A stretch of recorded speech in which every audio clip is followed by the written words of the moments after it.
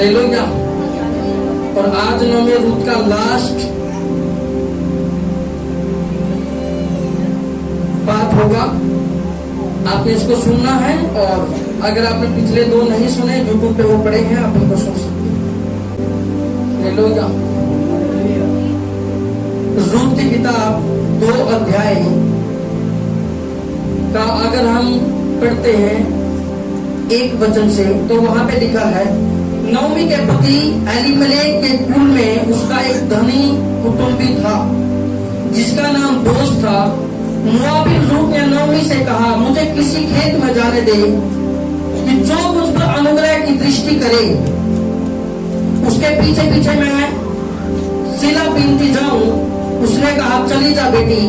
इसलिए वह जाकर एक खेत में लवने वालों के पीछे बीनने लगी, और जिस खेत में वह संयोग से पहुंच गई, वह एलीमेलेक के कुटुंबी बोज का था। और बोज बैतलहम से आकर लवने वालों से कहने लगा, यहोवा तुम्हारे संग रहे। और वे उससे बोले, यहोवा तुझे आशीष दे। 5 वचन में, तब बोज ने अपने उस सेवक से जो लवने वालों के ऊपर ठहरा गया था पूछा, वह किसकी कन्या है? जो सेवक लवने वाले के ऊपर ठहरा गया था, उसने उत्तर दिया, वह मोआबिन कन्या है जो नौमी के संग मोआब देश से लौट आई है। उसने कहा, मुझे लवने वाले के पीछे पीछे पुलों के बीच बीनने और बाले बटोरने दे। तो वह आई और भोर से अब तक यही है, केवल थोड़ी देर तक घर में रही थी। तब बोज ने रूत से कहा, हे मेरी बेटी, क्या तू सुनती है? किसी दूसरे के खेत में बीनने को न जाना, मेरी ही दासियों के संग यही रहना।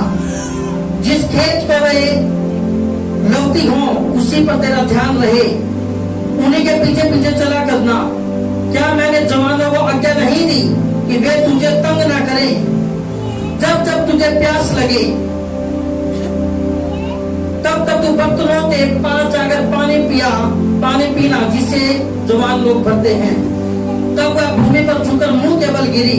उसने कहा और उसे कहने लगी, क्या कारण है?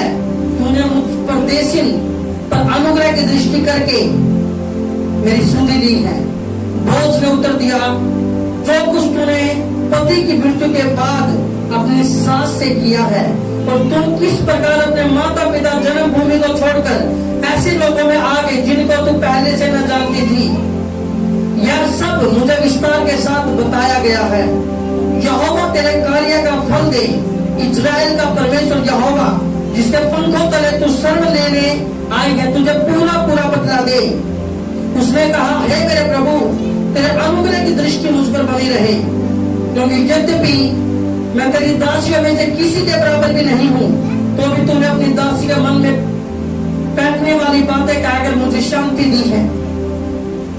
फिर खाने के समय बोज ने उससे कहा, यहीं आकर रोटी खा और अपना कोर सीटे में डूबा। तो वह लवने वाले के पास बैठ गई। उसने उसको भुनी हुई बालें दी। वह खाकर तृप्त हुई, वरन कुछ बचा भी रखा। जब वह पीने को उठी, तब बोज ने अपने जवानों को आज्ञा दी, उसके फूलों के बीच बीच में बीनने दो और दोष मत लगाओ, वरन मुट्ठी भर जाने पर कुछ कुछ निकाल कर गिरा भी दिया करो। उसके पीने के लिए छोड़ दो, उसको भुड़को मत। तब वह सांझ तक खेत में बीनती रही। तब जो कुछ पीना था उसे फटका, और वह कोई एपा भर जो निकला। तब वह उसे उठाकर नगर में गई। उसकी सास ने उसका बिना हुआ देखा। जो कुछ उसने तृप्त होकर बचाया था, उसको उसने निकालकर अपनी सास को दिया।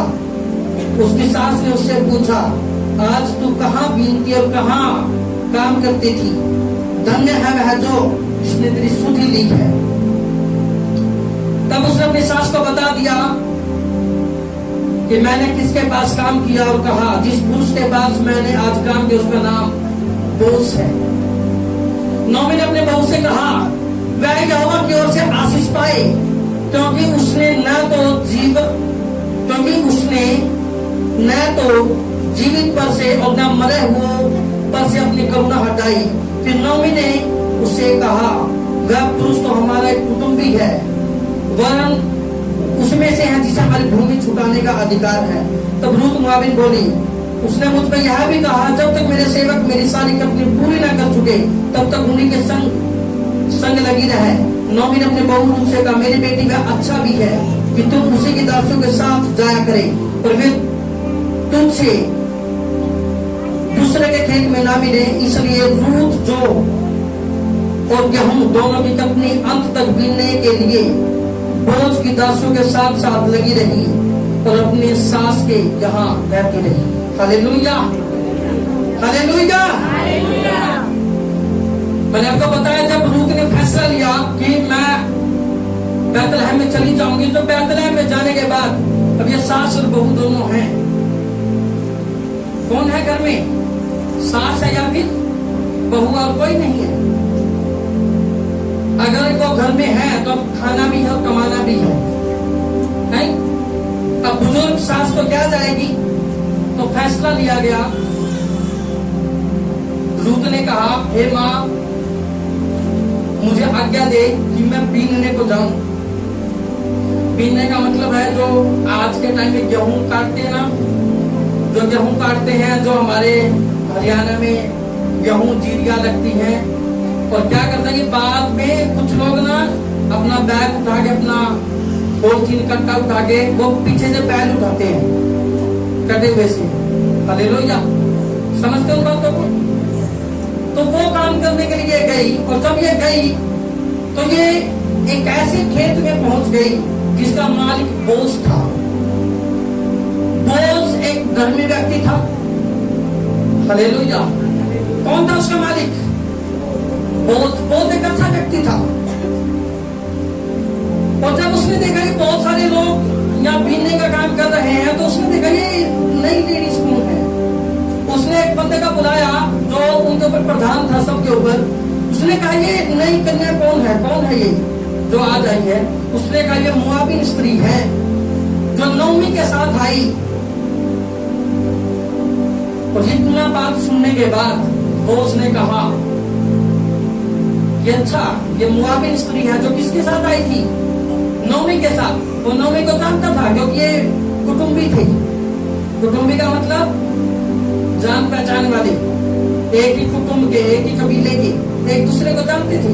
मैं कहा, चाहिए वो मोआबिन स्त्री है।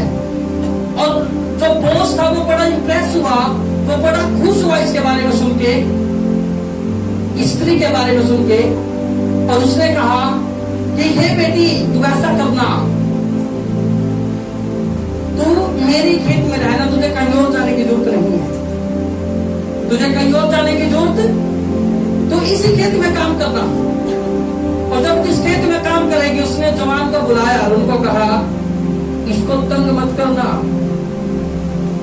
इसको तंग मत करना, और इसको इसी खेत में रहने देना, इसको बाहर निकालने की जरूरत नहीं है। और क्या कर, उनको ऑर्डर भी दिया, जहां पे मेन गेहूं पड़ी होती थी, जो पूरे बांधते हैं ना, इसको बीच बीच में भी जाने देना। अब नॉर्मल अगर खेत में जाते हो तो मालिक सारे खेत को पहले अनाज को उठा लेता है, उसके बाद आप वहां से जो बाले हैं उनको लेके आ सकते हैं। पर इसको क्या कहा गया, इसको तो बीच में भी जाने देना, इसको बीच बीच में भी जाने देना। उसको एक बात कही, जब तुम्हारी मुट्ठी भर जाए तो थोड़ा सा निकाल भी देना ताकि ये उठा ले बाद में आके। हालेलुया। क्या कह रहा है बोझ, क्या बोल रहा है कि ऐसा करना, इसको जहां इसका मन करे, मेरी खेत में इसका पूरी अथॉरिटी है, जहां मन करे वहां से बैले उठाए। तुमने ये नहीं करना है, यहाँ से मत उठा, ये मत कर, ये तो अभी मालिक ने देखना, कुछ नहीं, कोई रोक इसके ऊपर नहीं होगी। जहां पे ये जाए इसको काम करने देना। हालेलुया। तो साथ में कहा, जब गेहूं वाले गेहूं काटते हैं तो उनका जब मुट्ठी भर जाती है तो वह कहता है गिरा भी देना। किसके लिए? कौन था उसकी नजरों में? बोझ की नजरों में कौन थी? रूत। वो कहता गिराता भी रहना साथ साथ में, ताकि पहले इसके लिए स्पेशल। उसने कहा, हे मेरे स्वामी, बोझ को उसने कहा, क्या कारण है कि तू मुझ पे इतनी दया दिखा रहा है? क्या कारण है? क्यों तू मेरे लिए पहले छुटवा रहा है कि पहले लोग मेरे सामने का बीनने वाले डालते जा रहे हैं? क्या कारण है कि और कोई कहीं जाए या ना जाए तो मेरे को अलाउ हो गया हर जगह जाना? क्या कारण है? उसने कहा, मुझे डिटेल में बताया गया है कि तूने अपनी सास के साथ क्या किया है। हालेलुया। कि मुझे डिटेल में बताया गया कि तूने अपनी सास के साथ क्या क्या किया है। क्या किया था इसने सास के साथ? इन्हें अपने बुजुर्ग सास को छोड़ा नहीं था। इसने प्रभु के साथ चलने का फैसला लिया था रूत ने, और इसने अपना सब कुछ छोड़ दिया था अपने परमेश्वर के लिए। और जो परमेश्वर की दिया हुआ परिवार था, चाहे उस परिवार में उसकी सास के लिए क्यों ना हो, उसने उसके लिए, परमेश्वर के लोगों के लिए सब कुछ छोड़ दिया था। और जब ये बात रूत ने पता लगे कि बोझ को ये बात पता है, क्योंकि बोझ जब नौमी आई थी तो लोग नौमी कोई हल्का फुल्का जान पहचान वाली नहीं थी, इसको लोग जानते थे। और जब नौमी आई थी लोगों ने कहा नौमी आ गई, बोला मेरे को नौमी मत को, मेरे को मारा को, क्योंकि यहोवा ने मुझे मारा है। हालेलुया। और जब ये बात हुई, ये सारी बात बोझ को पता लगी, तो बोझ को भी इस बात का पता लगा होगा कि नौमी वापिस आ चुकी है और उसकी मुआविन एक बहू भी आई है। और उसके मुआविन बहू के बारे में बोझ के दिल में बड़ा तरस आया होगा जब उसने सुना होगा ये कैसी स्त्री है, ये परमेश्वर के लिए सब कुछ छोड़ के आ गई। जब भी सास के लिए, कहीं वो भूखी ना मरे, कहीं वो परेशान ना हो, उसके लिए भी इतना कुछ किया। और जब इतना कुछ बोझ के देखा, इसके दिल में अब तक वो उसको मिला भी नहीं होगा, ये पहले की बातें हैं, उसके दिल में इसके लिए फेवर आना स्टार्ट हुआ। इसके दिल में बोझ के दिल में रूत के लिए दया स्टार्ट हुई। और ऐसा हुआ कि जब आप खुदा की मर्जी को पूरी करते हो, जब आप खुदा की मर्जी के अनुसार चलते हो, तो खुदा तुम्हारे चलने में, तुम्हारे फिरने में अपनी इच्छाओं को पूरी करता है। तुम्हें कभी तुम गलत खेत में नहीं जाओगे। जब खुदा की इच्छा में तुम चलने वाले होंगे, उसके लिए तुमने बड़े फैसले लिए होंगे, तो जब खेत में तुम कदम रखोगे, वो खेत खुदा के फेवर वाला खेत होगा। हालेलुया। जिस खेत में खुदा तुम्हें लेके जाएगा वो ऐसे नहीं है कोई तुम ऐसे गलत जगह में नहीं पहुंचाओगे। तुम्हारा एक एक कदम खुदा के द्वारा फिक्स किया हुआ होगा। और जब तुम, बाइबल कहती वो अचानक से किस खेत में गई? बोझ के खेत में। और बोझ इसके लिए पहले से बड़ा खुश था इस रूत के लिए। और दूसरा कारण एक और था, क्या? बोझ भी कुटुंबी भी थे, बोझ की जान पहचान वाले भी थे, रिश्तेदार भी थे उसके। पहला फेवर रिश्तेदार वाला, दूसरा फेवर उसके फैसलों वाला। जो लास्ट में हमने बात की कि उसने जो स्ट्रॉन्ग फैसले लिए, उसके फैसले की वजह से बोझ का फेवर रूत की जिंदगी में आया। हालेलुया। और जब इसकी खाना पीना चल रहा था, नॉर्मल नहीं कि कोई जो गरीब, जो भिखारी है उनकी तरह खाना नहीं खा रही थी, ये मेन बंदों के साथ खाना इसने खाया। हालेलुया। कहने का मतलब इसका इज्जत हुई, इसकी मान हुई। पर इसके माइंड को अगर आप देखोगे कितना पॉजिटिव है परमेश्वर को लेके और अपनी सास के लिए। जब इसने खाया कुछ बचा भी लिया, किसके लिए? किसके लिए बचाया? अपनी सास के लिए। हालेलुया। और आजकल के लोग क्या करते हैं, कुछ खाने को मिले,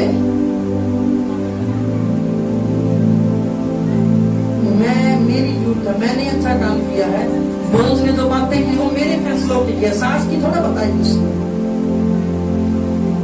एक बार भी कहा बोझ ने, नौमी ने क्या किया, क्या बात करा बार बार? रूत, तेरा सारा विवरण मेरे को बताया गया है। उन्हें रूत की तारीफ की, उसके सामने रूत के तारीफें की। और उसके बाद में रूत के अंदर इतना था कुछ, उसके दिमाग में क्या, मैं तो खा रही हूँ पर घर में मेरी सास अभी नहीं खाया उसने।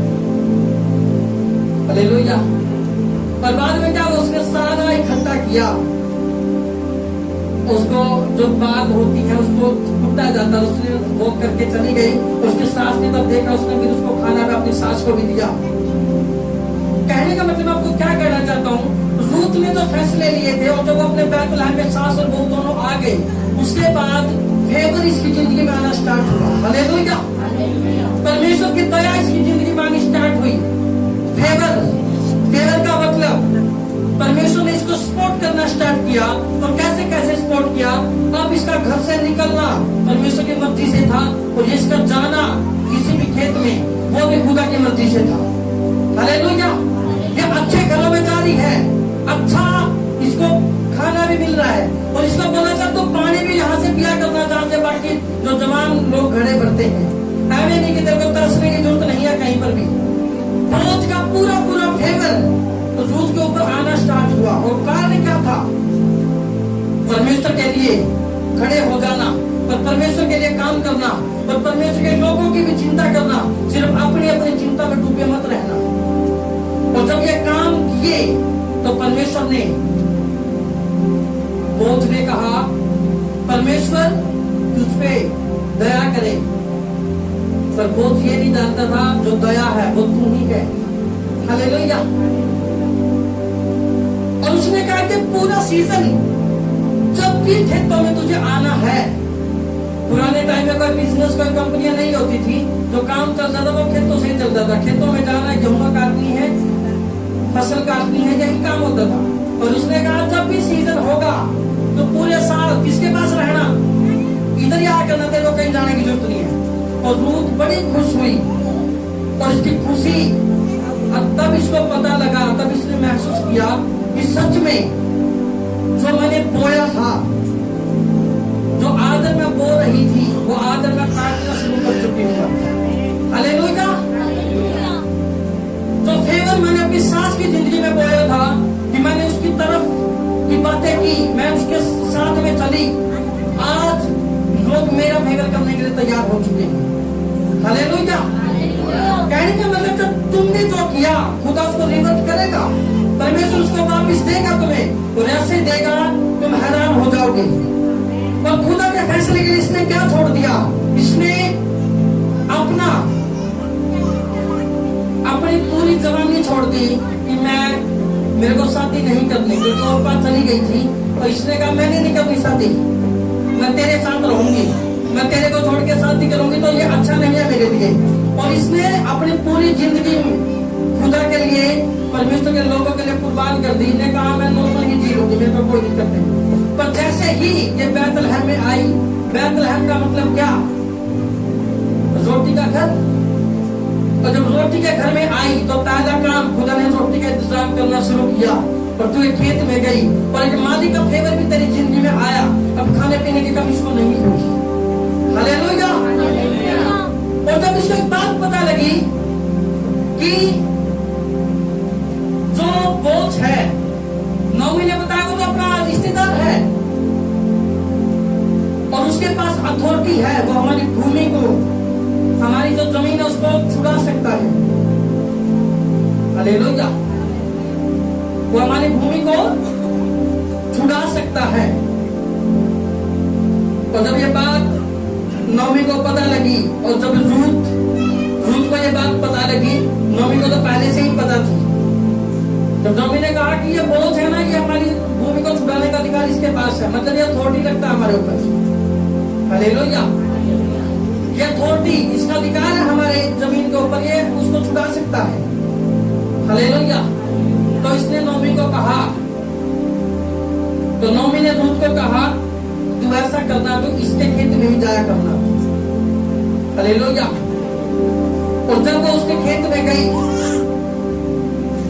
तो नौमी ने कहा अगर आप इसको आगे पढ़ते चले जाओगे, मैं सारा तो नहीं पढ़ सकता, पर अगर आप इसको लगातार 3 अध्याय तक पढ़ते जाओगे, 4 तक, तो नौमी इसको बोल दिया तू ऐसा करना, तो जाना और जहाँ पे बोझ लेटता है वहां पे उसके पास चली जाना, और उसके पास वहां पे लेट जाना। और जैसे बोझ की आंखें खुले, और जैसे उसकी आंखें खुली, मम्मी ने रूथ को कहा, तो रूथ ने वैसा ही किया, वो चली गई।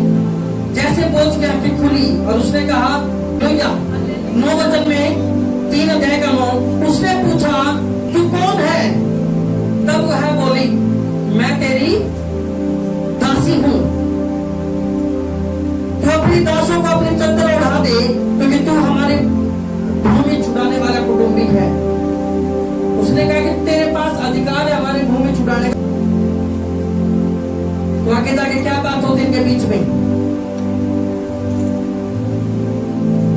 उसने कहा, हे बेटी, यहोवा की ओर से तुझ पर आशीष हो, क्योंकि तूने अपनी पिछली प्रीति पहले से भी अधिक दिखाई, क्योंकि तू क्या धन क्या कंगाल किसी जवान के पीछे नहीं लगी।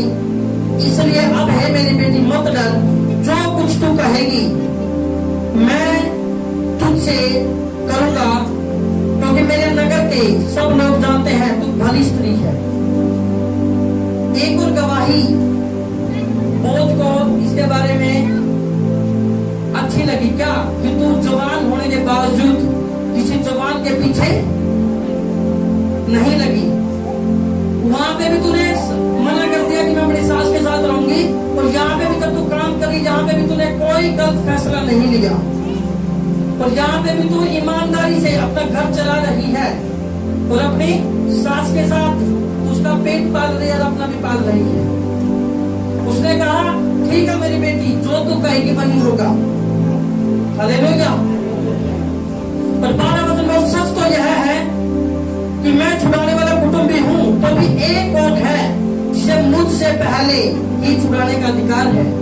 उसने बोला, मैं तो तेरी जमीन को छुड़ा लूंगा, पर मेरे से पहले एक बंदा और है जिसको छुड़ाने का अधिकार है। कहने का मतलब, मैं तैयार हूं तेरी बात मानने के लिए, पर मैं जब तक वो काम नहीं कर सकता जब तक जो बंदा मेरे से पहले है अगर वो सहमति नहीं देगा। तो इस बोध ने क्या किया, इसने पंचायत बुलाई, इसने लोगों को इकट्ठा किया, उसको कहा, उस बंदे को भी बुलाया। हालेलुया। उस बंदे को बुलाया। अगर 4 अध्याय का पढ़ना शुरू करते हैं, तब बोध फाटक के पास बैठ गया, और जिस छुड़ाने वाले कुटुंबी की चर्चा बोझ ने की थी वह भी आ गया। तब बोझ ने कहा, हे मित्र, इधर आकर यहीं बैठ जा। तो वह उधर जाकर बैठ गया। तब उसने नगर के 10 बुजुर्ग लोगों को बुलाकर कहा, यहीं बैठ जाओ। वे भी बैठ गए। तब वह छुड़ाने वाले कुटुंबी से कहने लगा, नौमी जो मोआब देश से लौट आई है, वह हमारे भाई एलीमेलेक की एक टुकड़ा भूमि बेचना चाहती है। इसलिए मैंने सोचा है कि यह बात तुझको जताकर कहूंगा, और तू उसको इन बैठे हुए के सामने, मेरे लोगों के, इन वृद्ध लोगों के सामने मोल ले। यदि तू उसको छुड़ाना चाहे तो छुड़ा, और यदि तू छुड़ाना ना चाहे तो मुझे ऐसा बता दे कि मैं समझ लूं, क्योंकि तुझे छोड़ उसे छुड़ाने का अधिकार और किसी को नहीं है, और तेरे बाद मैं हूं। उसने कहा, या तो तू खरीदेगा उस जमीन को, जो रूत की, जो नौमी की जमीन थी, या तो तू खरीद लेगा, फिर मैं खरीदूंगा। फिर बोध ने कहा 5 वचन में, जब तू उस भूमि को नौमी के हाथ से मोल ले, तब तुझे उसे रूत मोआबिन के हाथ से भी, जो मरे हुए की स्त्री है, इस विचार से मोल लेना पड़ेगा कि मरे हुए का नाम उसके भाग में स्थिर कर दे। उन छुड़ाने वाले कुटुंबी ने कहा, मैं उसको छुड़ा नहीं सकता, ऐसा ना हो कि मेरा नीच भाग बिगड़ जाए, इसलिए मेरा छुड़ाने का अधिकार तू ले ले, क्योंकि मैं उसे छुड़ा नहीं सकता। दूसरे शब्दों में बोध कह रहा है, क्योंकि जब नौमी ने कहा था कि बेटी तू ऐसा कर, उसके पास जाके लेट जा, और जब उसकी आंख खुली तो उसको ऐसी ऐसी बात करना कि हमारे पास भूमि है और उसको छुड़ाने का अधिकार तेरे पास है, बोझ के पास। मैंने क्या कहा था कि बोझ के बारे में रूत नहीं जानती थी, वो नौमी जानती थी, और नौमी को सारा, नौमी इस वेट में रहती थी कि कैसे मेरी बहू की जिंदगी अच्छी होगी। हालेलुया। इस पेट में थी कैसी अच्छी हो, तो उसने कहा कि हमारी भूमि का टुकड़ा, इसको खरीद लो। उन्हें अपनी, क्योंकि वो जानती थी कि रूत के ऊपर बोझ का फेवर है, वो इससे बड़े प्यार से बात करता है, और इसलिए उसने रूत को ही भेजा, और रूत चली गई। उसने कोई जवाब सवाल नहीं किया, मम्मी ऐसा ठीक नहीं है, ये वो नहीं है, ऐसे मैं नहीं जाऊंगी, ऐसे तो कुछ भी हो सकता है, ये वगैरह। तो चली गई चुपचाप। और बोझ ने कहा, बुलाई, क्या चाहती है तू? उसने कहा ऐसे ऐसे। उसने कहा तेरा इतना अच्छा स्वभाव, तूने उसके स्वभाव की तारीफ की क्या कि तू किसी जवान के पीछे नहीं पड़ी? तेरा गलत स्वभाव, तेरा कैरेक्टर बड़ा अच्छा है, इसलिए तू एक भली स्त्री है, इसलिए जो तू कहेगी वो मैं करूंगा। पर क्या करना था? जमीन छुड़ानी है, तेरी जमीन को हम खरीदेंगे। पर उसने कहा मेरे से पहले किसी और का काम है, उसको खरीद लेना, उसके पास अथॉरिटी मेरे से ज्यादा। और वो बोझ ने क्या किया, जैसे उन्होंने सभा बुलाई, मीटिंग बुलाई, सबको बिठा लिया। उन्होंने उस बंदे को कहा कि ऐसे ऐसे आपने इसको खरीद सकते हो। तो उसने एक बात भी कही, जब तुम उस भूमि को खरीदोगे तो तुमने काम करना पड़ेगा कि तुमने साथ में रूट से भी वो खरीदनी पड़ेगी, ताकि उस भूमि पर उसके वंश का अधिकार कुछ ना कुछ बना रहे। हालेलुया। कहने का मतलब क्या है? 5 वचन में लिखा, फिर बोध ने कहा जब तू उस भूमि का नोमी के हाथ से मोल ले, तब तुझे उस रूत मोआबिन के हाथ से भी मरे हुए की स्त्री है, इस विचार से मोल लेना पड़ेगा कि मरे हुए का नाम उसके भाग में स्थिर कर दे। दूसरे शब्दों में वो कह रहा है कि जब तू भूमि को लेगा, तूने रूत से मैरिज करनी पड़ेगी। हालेलुया। वो कह रहा है कि जब तू ये भूमि लेगा, भूमि नहीं, तुझे रूत की लेनी पड़ेगी। हालेलुया। तो ये बात जब उसको पता लगी, उस मालिक ने कहा नहीं, मैं नहीं छुड़ा सकता भूमि। दूसरा बंदा कौन था छुड़ाने वाला? वो ने कहा ठीक है, मैं छुड़ा दूंगा उसको। हालेलुया। बोध इसको लेके गलत सोच में नहीं था, तो वो खुदा का काम करना चाहता था, वो उसकी जिंदगी में ब्लेसिंग चाहता था।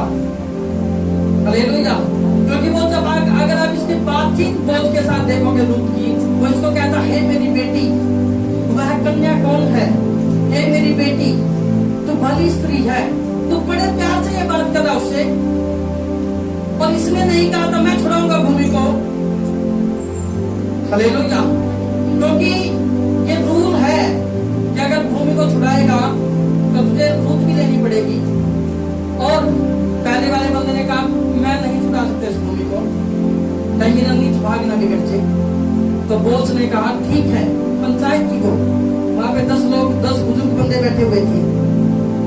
6 वचन में वो छुड़ाने वाले कुटुंबी ने कहा मैं उसको छुड़ा नहीं सकता, ऐसा ना हो कि मेरा नीच भाग बिगड़ जाए, इसलिए मेरा छुड़ाने का अधिकार तू ले ले, क्योंकि मैं उसे छुड़ा नहीं सकता। पुराने समय में इजराइल में छुड़ाने और बदलने के विषय में सब पक्का करने के लिए यह प्रथा थी कि मनुष्य अपनी जुत्ती उतार के दूसरे को देता था।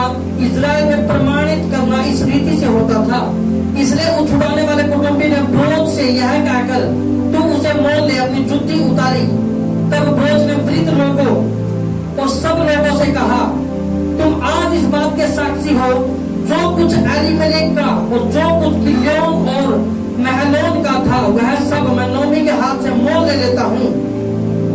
फिर महलोन की स्त्री रूत मोआबिन को भी मैं अपनी पत्नी करने के लिए इस विचार से ले लेता हूँ कि मरे हुए का नाम उसके निज भाग पर स्थिर करूं।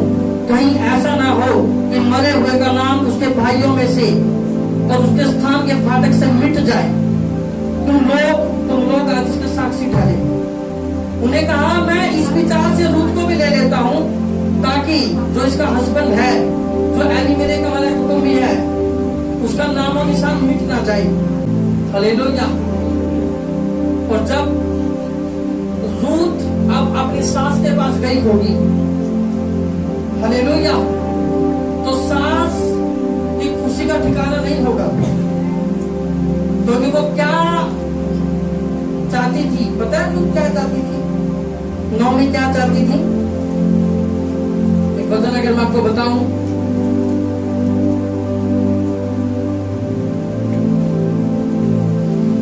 हालेलुया, 3 अध्याय निकालेंगे। एक वचन, उसकी सास नोमी ने उससे कहा हे मेरी बेटी, क्या मैं तेरे लिए ढूंढूं कि तेरा भला हो, क्या मैं मैं तेरी सोचूं ना तेरा भला कैसे होगा। उसको पता था इसका भला एक ही तरीके से होगा। उसने तो कहा कि सास मैं तेरे साथ रह लूंगी, मैं जी लूंगी, पर सास के दिमाग में क्या है, ये जवान स्त्री है, ये मेरे साथ है, ये मेरे लिए खुशी की बात है, पर मैं इसकी शादी कराऊंगी। और उसने कहा कि तुम्हें ऐसा ऐसा करना है, ऐसे ऐसे भूमि छुड़ाने की बात करनी है। और जब तक भूमि को छुड़ाएगी तो नौमी को पता था कि ये होने के चांसेस पूरे पूरे हैं। और जैसे रूत अब वापिस गई होगी, क्योंकि लोगों के सामने वो रूत अब बोझ की पत्नी बन चुकी है। हालेलुया। और जब रूत को ये बात पता लगी तो रूत भी अपनी सास के पास गई होगी और सास ने बड़ी खुशी उसको दिखाई होगी, प्यार भी दिखाया होगा। हालेलुया। 13 वचन में अगर हम पढ़ते जाएंगे, तब बोझ ने रूत से शादी कर ली और वह उसकी पत्नी हो गई। और जब वह उसके पास गया, उसको गर्भ रहा और उसका एक बेटा उत्पन्न हुआ। Hallelujah, hallelujah, hallelujah. कहने का मतलब क्या था? सास योजना बना रही है कि मेरी बहू का भला कैसे हो जाए। कहने का मतलब रूत ने फेवर दिया। फेवर का मतलब रूत ने चिंता की अपने सास की, तो सास भी स्वार्थी नहीं है, सास भी चिंता करेगी रूत की। उसने रूत को इतना नहीं पता था इजराइल रीति रिवाजों का क्या सिस्टम होता है। रूत मोआब की थी, उसको नहीं पता होगा ऐसे ऐसे भी होता होगा। तो नौमी को पता था हमारी भूमि छुड़ाने का अधिकार जिसको है। हालेलुया। और नौमी उसको बताती गई कि बेटा तुम्हें ऐसे करना है, ऐसे रिक्वेस्ट करनी है, और ऐसे ऐसे करके जब रूल आया कि इसको 2 ही बंदे इसको भूमि को छुड़ा सकते हैं, पर पहले वाले ने मना किया तो बोझ ने हाँ भरनी थी। उसने हाँ बोली, उसने कहा कि हाँ आपसे ये भूमि का टुकड़ा भी मेरा और ये पत्नी ये भी मैं ले लेता हूँ, क्योंकि जो एलिमेलेक का था, किलियोन का था, वो सब कुछ मैं छुड़ा लेता हूँ। तो वो पत्नी भी उसकी थी तो उसने बोले ली। हालेलुया। और रूत की शादी हुई किसके साथ? बोझ के साथ। या तो गरीबी, भारी गरीबी, और या एक जिनके अंदर पलटा लगा एक बहुत अमीर बंदे की वाइफ, पता भी नहीं लगा उसको। हालेलुया। कैसे बनी? अगर तुमने सास का फेवर किया था तो सास ने भी तुम्हारा फेवर किया। तुमने सास की तरफ की बातें कही तो सास ने भी तुम्हारे अच्छे की बातें कही। और तुम्हारी जो गवाही थी, उस गवाही की वजह से बोझ का फेवर तुम्हारी जिंदगी में आया। और जब बोझ का फेवर आया तो बोझ तुम्हारी किसी बात को मना नहीं कर पाया। और जब तुमने एग्जैक्ट बात कही मेरी जमीन छुड़ा लो, तो बोझ ने उसकी हाँ कर दी। और फाइनली रूत की मैरिज हो गई किससे? बोझ से। हालेलुया। तो मैं आपको ये बताना चाहता हूँ, जब खुदा के लिए फैसले लेते हो, जैसे लास्ट संडे में आपने देखा, बड़ा दुख की बात थी, बड़ा दुख की घड़ी थी रूत के लिए कि बड़ी जेठानी जा रही है, अब मैं क्या करूं? और उसने अपने सास के साथ चलने का फैसला लिया। उसने यहोवा को परमेश्वर का मानने का फैसला लिया। तो जैसे उसने परमेश्वर को मानने का फैसला लिया तो रूत की जिंदगी में खुदा का फेवर आना स्टार्ट हुआ। तो जब फेवर आना स्टार्ट हुआ तो क्या हुआ? जो बालें होती थी उसको चुगने के लिए उसको ज्यादा अथॉरिटीज मिल गई, पानी पीने की अथॉरिटी मिल गई, खाने की मिल गई, उसका पूरा अधिकार मिला। तुझे कहीं जाने की जरूरत नहीं है। कहने का मतलब इधर ही रहा, काम कर, बिंदास रहे। और जैसे जैसे उसकी सास ने कहा, उस बंदे के पास तो गई थी, और एकदम जैसे दिमाग में आता है, अब आप भी क्या करोगे? अगर आपको पता लगता है ऐसे ऐसे कहानी है किसी की, तो आप क्या करोगे? चलो जी आपने इसकी शादी वहां पे करा दो। कहने का मतलब फैसले लेते हो, पर किस में? प्रभु में अगर वो शादी हुई तो खुदा संभालेगा, अगर नहीं हुई तो प्रभु उसका कुछ नहीं कर सकता, वो आपका अपना फैसला होगा। तो बैतलहम में अब शादी हो रही है। या तो इसकी शादी रूत की कहाँ होती? मोआब में, पाप के देश में होती, प्रभु को ना मानने वाले देश में होती। पर आप इसे फैसला लिया प्रभु के साथ चलने का। और जब हम गीत गा रहे तो उस गीत में क्या लिखा था? दुनिया की चीजा रूंगे में तुम्हें मिल जाएगी जब तुम खुदा के राज्य की तो खोज करेगा। तो रूत के दिमाग में कुछ नहीं है, रूत को नहीं पता क्या होगा, मेरी सास मेरे को क्यों बेच रही है। वो तो जो सास कह रही वो कर रही। और उसको ये नहीं पता था अचानक से 1 लाख करोड़पति लखपति बंदे की भाई पढ़ दूंगी, पता भी नहीं लगेगा कैसे। या तो खाने की कमी घर में, वो कह रहे रूत कह रही नौमी को तू मरेगी तो मैं भी मर दूंगी, कहने का मतलब भूखी मरेगी तो मैं भी मरूंगी, या तो कंगाली या फिर बहाली। और जैसे ही रूत वाइफ बनी बोझ की, तो 1 सेकंड पहले तो रूत गरीब थी और अगली सेकंड रूत करोड़पति थी। हालेलुया। ये फेवर कहां से आया? प्रभु के लिए दृढ़ता से खड़े रहना, प्रभु के लिए स्ट्रॉन्ग डिसीजन लेना, परमेश्वर के लोगों के फायदे के बारे में सोचना, अपने फायदे के चक्कर में लोगों को छोड़ के ना चले जाना, जैसे औरपा चली गई। और रूत ने कहा मैं तो तेरे साथ रहूंगी, अगर तू साथ रहेगी तो तूने खुदा के लोगों का फेवर किया तो खुदा के लोगों का फेवर भी तेरी जिंदगी में आएगा, और तूने परमेश्वर के साथ चलने का फैसला लिया तो परमेश्वर का फेवर भी तुम्हारी जिंदगी में आएगा। हालेलुया।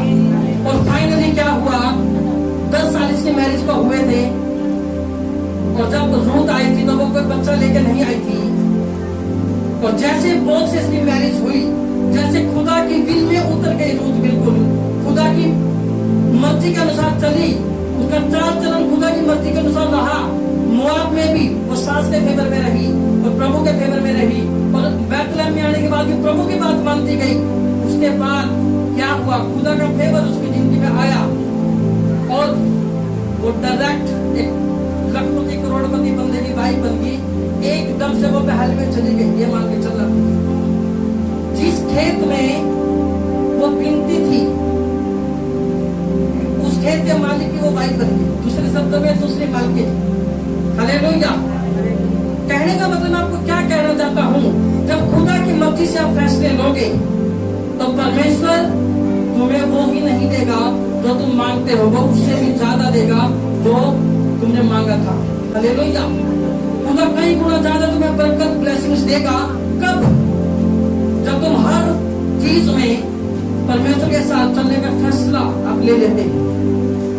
अगर आपका फैसला खुदा के साथ चलने का है तो परमेश्वर कहता कि मैं भी तेरी जिंदगी को ब्लेस करूंगा। औरपा को तो मैं नहीं जानता क्या हुआ होगा, पर मैं रूत को जानता हूँ। जैसे बोझ इसके पास गया, इसको लड़का हुआ। हालेलुया। क्या हुआ? इसको बच्चा हुआ रूत को। हालेलुया। और तब स्त्रियों ने कहा, 14 वचन में 4 का 14, यहोवा धन्य है जिसने तुझे आप छुड़ाने वाले कुटुंबी के बिना नहीं छोड़ा। इजराइल में इसका बड़ा नाम हो, यह तेरे जी में जी ले आने वाला, तेरे बुढ़ापे में पालने वाला हो, क्योंकि तेरी बहू जो तुझसे प्रेम रखती है सब बेटों से भी तेरे लिए श्रेष्ठ है, उसी का यह बेटा है। फिर नौमी उस बच्चे को अपने गोद में रखकर उसकी दाई का काम करने लगी। उसकी पड़ोसी ने यह कहकर नौमी के एक बेटा उत्पन्न हुआ है, लड़के का नाम ओबेद रख दिया। हालेलुया। हालेलुया। हालेलुया। और साथ में जो बच्चा पैदा हुआ, स्त्रियों ने कहा कि नौमी यह तेरा बेटा है, परमेश्वर ने तुझे वापस दिया है। हालेलुया। और आगे चल के जब रूत का ऐसा जबरदस्त नेचर खुदा ने देखा, तो जब पीढ़ियां चली, तो पीढ़ियां चलते चलते ओबेद के बाद और संतान हुई, और ऐसे चलते चलते फिर दाऊद पैदा हुआ, फिर सुलेमान पैदा हुआ, फिर पैदा होते गए, फिर यूसुफ आया। हालेलुया। और उसके बाद मरियम की संतान यीशु आया। हालेलुया। और आज बाइबल के अनुसार हम किसकी वंशावली में? हम यीशु मसीह के वंशावली में हैं, और उसी वंशावली में आज हम चल रहे हैं। कहने का मतलब सारी वंशावली खुदा ने जोड़ दी, और रूत को खुदा ने अपना वंशावली में जोड़ लिया, अपने खानदान में जोड़ लिया। कारण क्या? परमेश्वर के लोगों के लिए और खुदा के लिए मजबूती से खड़े रहना। अगर आपने ये काम किया तो खुदा का फेवर आपकी जिंदगी में आएगा ही आएगा, कोई नहीं रोक सकता। पर वह इतनी स्पीड से आएगा, या तो गरीबी या फिर अमीरी की टॉप लेवल पे आप थे। हालेलुया। या तो गरीबी थी रूत के पास, और या फिर वो अमीर थी। एकदम से। पर खुदा यही आपके साथ करना चाहता है, जो वो आपको ब्लेसिंग देगा, वो आपको हैरान कर देगा। और वो अपने लोगों में परमेश्वर ने उसको जोड़ दिया परमानेंटली। अब वो मोआबिन स्त्री नहीं थी, अब वो बोध की स्त्री थी। हालेलुया। कौन थी रूथ? अब वो बोध की वाइफ थी, वो मोआबिन स्त्री नहीं थी। हालेलुया। अगर खुदा के साथ आप खड़े रहते हो तो ऐसे ऐसे अद्भुत काम परमेश्वर आपकी जिंदगी में करने की सामर्थ रखता है, तो वो करेगा बड़े बड़े काम। और जब आप फैसला ले लेते हो खुदा के साथ चलने का, तो आप उसकी वंशावली में जुड़ जाते हो।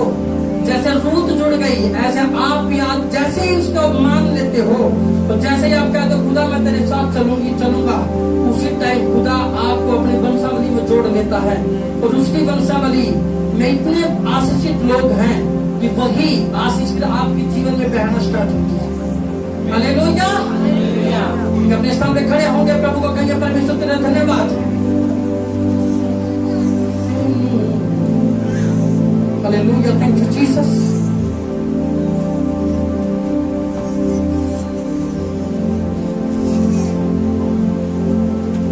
हालेलुया।